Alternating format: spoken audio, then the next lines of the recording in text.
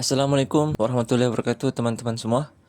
Selamat datang kembali di channel saya. Video kali ini agak beda karena sebenarnya muncul dari kekhawatiran pribadi saya setelah melihat banyaknya video yang beredar di belakangan ini, yang isinya penuh dengan kecemasan soal investasi emas. Pernah nggak sih kalian dengar omongan kayak gini? Jangan investasi emas, nanti harganya turun. Gimana kalau bank-bank besar jual semua emasnya? Emas itu cuma mitos, zaman sekarang nggak penting lagi. Yuk kita bahas sumber dari bagian pertama. Disclaimer dulu ya teman-teman, saya bukan ahli sejarah, bukan ekonom, dan juga bukan ustadz atau pakar agama.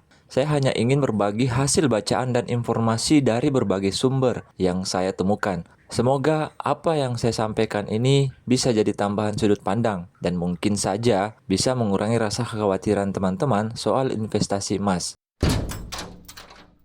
Kita mulai dari satu pandangan yang sering banget muncul di kalangan umat Islam. Ada hadis Nabi yang bunyinya akan datang kepada manusia suatu masa yang mana tidak bermanfaat di masa itu kecuali dinar dan dirham. Di mana sumber yang saya dapat yaitu dari salah satu website yaitu tulisan sulaifi.wordpress.com yang judulnya Kembalinya Dinar dan Dirham yang ditulis oleh Dr. M. Faik Sulaifi. Langsung saja kita buka artikelnya. Kembalinya Dinar dan Dirham oleh Dr. M. Faik Sulaifi. Sebagian kaum muslimin berusaha agar mata uang dinar dan dirham berlaku lagi di kalangan kaum muslimin. Berbagai seminar, buku-buku, media online pun turut andil dalam proses sosialisasi ini. Tapi yang patut disayangkan, ternyata mereka menggunakan hadis-hadis yang lemah untuk mendukung gerakan kembalinya dinar dan dirham tersebut. Di antara hadis tersebut adalah sabda Rasulullah SAW, akan datang kepada manusia suatu masa yang mana tidak bermanfaat di masa itu kecuali dinar dan dirham. Dalam redaksi lain, akan datang suatu zaman kepada manusia, barang siapa yang tidak mempunyai uang kuning atau dinar dan juga uang putih atau dirham, maka tidak akan mendapatkan kemudahan dalam kehidupan. Al-Haythami menyatakan poros dari semua jalan hadis ini adalah pada Abu Bakar bin Abi Maryam, hafalannya bercampur aduk. Ibnu Hibban berkata, Abu Bakar bin Abi Maryam adalah orang terbaik dari penduduk Syam, akan tetapi ia sangat buruk hafalannya. Ia menyampaikan hadis dan keliru, dan wahamnya sangat banyak sehingga berhak ditinggalkan hadisnya. Lantas, kalau hadis di atas lemah, apakah kaum muslimin tidak mungkin lagi memberlakukan mata uang dinar dan dirham seperti pada masa as-salaf? Jawabannya, itu mungkin sekali terjadi jika persyaratannya terpenuhi. Di antara persyaratannya, kaum muslimin harus kembali kepada ajaran agama Islam yang benar. Allah Azza wa Jalla berfirman, dan Allah telah berjanji kepada orang-orang yang beriman di antara kalian dan mengajarkan amal-amal yang soleh bahwa Dia sungguh-sungguh akan menjadikan mereka berkuasa di muka bumi, sebagaimana Dia telah menjadikan orang-orang sebelum mereka berkuasa, dan sungguh Dia akan meneguhkan bagi mereka agama yang telah diridhoinya untuk mereka, dan Dia benar-benar akan menukar keadaan mereka sesudah mereka dalam ketakutan menjadi aman sentosa. Mereka tetap menyembahku dan tiada mempersekutukan sesuatu apapun dengan Al-Quran surah An-Nur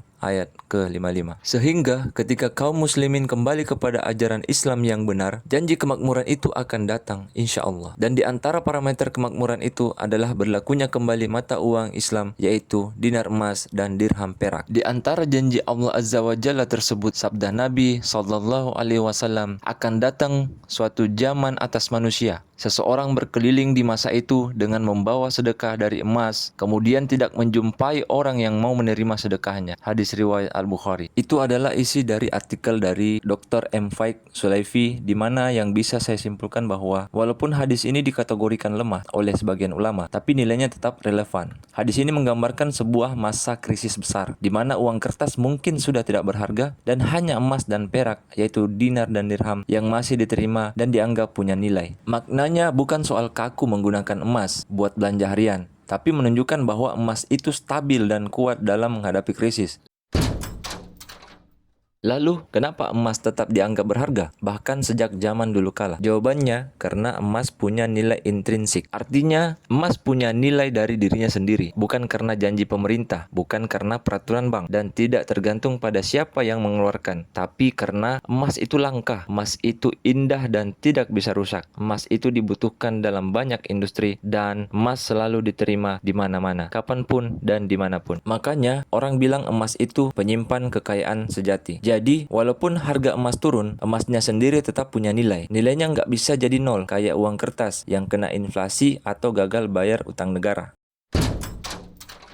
Nah, kita masuk ke bagian yang lebih teknis. Harga emas bukan cuma soal berat atau kadar, tapi ditentukan oleh mekanisme pasar global. Beberapa faktor yang mempengaruhi diantaranya yaitu permintaan dan penawaran. Kalau orang rame-rame beli emas, ya harganya naik. Kemudian yang kedua, kekuatan dolar Amerika Serikat. Karena emas dihargai dalam dolar. Kalau dolar turun, emas biasanya naik. Kemudian yang ketiga, ketegangan geopolitik dan krisis ekonomi. Saat dunia nggak aman, orang pindah ke emas sebagai pelindung nilai. Kemudian yang keempat, suku bunga bank sentral. Kalau suku bunga naik, orang malas beli emas, harga bisa turun. Dan yang terakhir, yaitu biaya produksi tambang. Makin mahal tambang, makin mahal juga emasnya. Sekarang kita masuk ke kekhawatiran besar lainnya. Gimana kalau Amerika Serikat atau negara besar lainnya menjual seluruh cadangan emasnya? Sedikit informasi berikut adalah jumlah emas yang dimiliki oleh beberapa negara besar yang ada di dunia. Negara yang pertama adalah Amerika Serikat. Amerika Serikat memiliki cadangan emas sekitar 8.133,5 ton. Di posisi kedua yaitu adalah negara Jerman. Jerman memiliki cadangan emas sekitar 3.352,6 ton. Posisi ketiga ada negara Italia, memiliki cadangan emas sekitar 2.451,8 ton. Yang keempat, negara Prancis. Prancis memiliki cadangan emas sekitar 2.436,6 ton. Yang kelima, yaitu Rusia. Rusia memiliki cadangan emas sekitar 2.299,2 ton. Dan yang keenam, yaitu negara Cina. Cina memiliki cadangan emas sekitar 2.235 ton. Bagaimana Indonesia? Indonesia memiliki cadangan emas sekitar 78 ton, jauh di bawah negara-negara besar. Tapi Indonesia penghasil emas besar. Tambang Grasberg di Papua salah satu yang terbesar di dunia. Kita kembali ke pembahasan. Gimana kalau Amerika Serikat atau negara besar lainnya menjual seluruh cadangan emasnya? Ini skenario yang menarik. Kalau benar-benar terjadi, tentu efek jangka pendeknya yaitu bisa jadi harga emas turun, pasar panik, investor retail bisa bingung. Tapi ini beberapa hal yang harus kita pahami. Cadangan emas itu bukan cuma aset, tapi simbol stabilitas keuangan negara. Menjual semua emas berarti melepas salah satu alat pelindung nilai negara. Ini bukan keputusan yang enteng. Bahkan saat IMF atau Rusia jual sebagian cadangan emas, pasar nggak runtuh permanen karena emas tetap dibeli oleh negara lain, investor swasta atau bank sentral lainnya. Dan yang penting, kalau si pemilik emas besar menjual semuanya, bukan berarti emas jadi nggak berharga. Yang hilang hanya harga pasar sementara, bukan nilai fungsional emasnya. Kesimpulannya adalah emas masih relevan, tapi pahami fungsinya. Jadi, buat kamu yang bertanya, kalau harga emas turun, buat apa punya emas? Jawabannya adalah karena emas bukan cuma tentang harga hari ini, tapi tentang perlindungan jangka panjang. Dia mungkin nggak selalu untung cepat, tapi emas adalah penjaga nilai kekayaan yang paling tahan uji waktu. Dari zaman kerajaan kuno, zaman Rasulullah, sampai zaman digital sekarang. Emas adalah jaring pengaman, bukan kendaraan balap. Terima kasih sudah menonton video ini sampai selesai. Semoga bisa bantu kamu yang lebih tenang dan bijak dalam memutuskan investasi. Kalau kamu punya pendapat, pengalaman, atau pertanyaan soal emas, yuk tulis di komentar. Jangan lupa subscribe, share video ini ke teman-temanmu yang masih ragu soal emas. Dan kita ketemu lagi di video berikutnya. Tetap tenang, tetap belajar, dan tetap waspada. Wassalamualaikum warahmatullahi wabarakatuh.